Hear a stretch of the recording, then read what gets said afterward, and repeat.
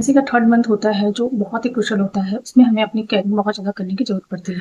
Pregnancy के third month तक miscarriage के चांसेस बहुत ज़्यादा होते हैं, इसलिए आपको बहुत सारी चीज़ों पर ध्यान रखना चाहिए।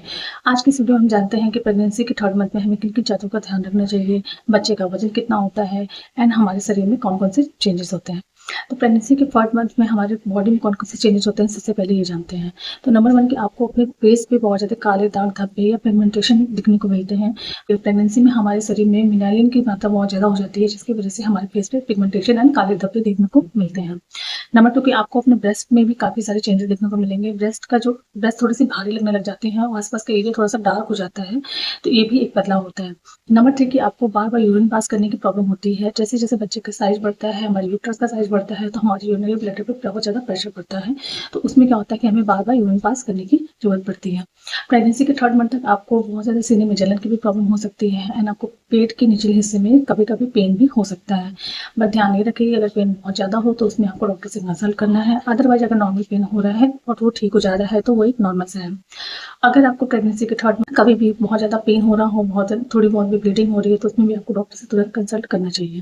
तो वॉमिटिंग एंड नोजिया की प्रॉब्लम हो रही थी, तो इस मंथ में थोड़ी सी कम होती है और आपकी भूख भी थोड़ी सही हो जाती है। जैसे कि हमें पहले खाने का मन नहीं होता है, बट इस मंथ में हमें बहुत सारी प्रॉब्लम्स नॉर्मल हो जाती है। अब बात करते हैं बच्चे का ग्रोथ कितना होता है। तो प्रेगनेंसी के थर्ड मंथ तक यानी कि 12वें हफ्ते तक हमारा जो बच्चे का हुआ है वो एक नींबू के साइज का तक का हो गया होता है। अब बात करते हैं कि हमें किन किन बातों का ध्यान रखना चाहिए। तो नंबर वन कि आपको स्टार्टिंग के जो प्रेगनेंसी के मंथ है उसमें आपको ट्रैवलिंग बिल्कुल नहीं करना चाहिए। बहुत बार ऐसा होता है, देखा जाता है कि अगर आप ट्रैवलिंग करते हैं तो उससे आपके मिसकैरेज के चांसेस बहुत ज़्यादा हो जाते हैं। नंबर टू कि आपको बहुत ज़्यादा झुककर कोई काम नहीं करना है। नंबर थ्री आपको कोई भारी सामान बहुत ज़्यादा नहीं उठाना है। आपको अपने खाने पीने का बहुत ज़्यादा ध्यान रखना है, जैसे कि आपको गर्म तासीर वाली चीज़ों को अवॉइड करना है, जैसे कि पपीता, अनानास, ये सारी चीज़ों को आपको नहीं खाना है। आपको अपनी डाइट में कैल्शियम, आयरन, फ्रूट्स, वेजिटेबल्स, ये सारी चीज़ें ज़्यादा से ज़्यादा इंक्लूड करना है। दाल, राजमा, चना, पनीर, ये सारी चीज़ें अच्छे से खा सकते हैं। ड्राई फ्रूट्स अच्छे से खा सकते हैं। आपको बहुत ज़्यादा कैफ़ीन नहीं लेना है। अगर आप चाय और कॉफ़ी भी बहुत ज़्यादा लेते हैं तो उससे भी आपको प्रॉब्लम होती है। प्रेगनेंसी में उससे आपकी बॉडी में आयरन नहीं कंज्यूम होता, तो आपको खून की कमी हो सकती है, तो आपको उस चीज़ों को भी अवॉइड करना है। डॉक्टर से प्रॉपर चेकअप कराते रहना है। डॉक्टर ने जो भी आपको डेट दिया हो उस डेट पे आपको प्रॉपर चेकअप कराना है। खुद से कोई मेडिसिन नहीं लेनी है। अगर आपको सिर में दर्द हो रहा है, कमर में दर्द हो रहा है, आपको वायरल है, फीवर है, अगर ये सारी चीज़ें हैं तो आपको उन चीज़ों को खुद से दवाई नहीं लेनी है। आपको डॉक्टर से कंसल्ट करना है एंड उससे लेना है। 7 से 8 घंटे की नींद नहीं लेनी है। आप जितनी अच्छी नींद लेते हैं आपके बच्चे का वेट उतना अच्छा होता है। तो आपको कोई उतने दिन नहीं सो पाते हैं तो आप दिन में भी सो सकते हैं 2 घंटे। आपको बहुत देर तक पोजीशन में खड़े नहीं रहना है, बहुत देर तक एक ही पोजीशन में बैठना नहीं है, क्योंकि इससे भी आपको प्रेग्नेंसी टाइम में प्रॉब्लम होता है, तो आप उन चीज़ों को भी अवॉइड करें।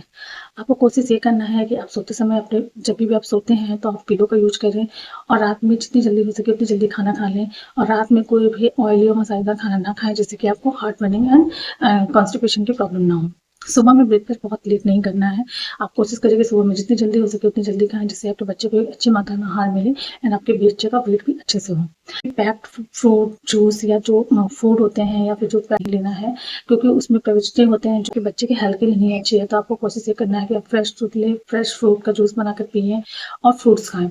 तो आपको इन सारी चीज़ों का बहुत ज़्यादा ध्यान रखना होता है। और मोस्ट इम्पॉर्टेंट कि अगर आपको अपनी प्रेगनेंसी में कोई भी न्यू चेंजेस जैसे कि ब्लीडिंग, स्पॉटिंग, बहुत ज़्यादा पेट में दर्द, इन सारे केस में आपको क्या करना है कि आपको अपने डॉक्टर से तुरंत कंसल्ट करना है। आपको इन सारी चीज़ों को बिल्कुल भी अवॉइड नहीं करना है।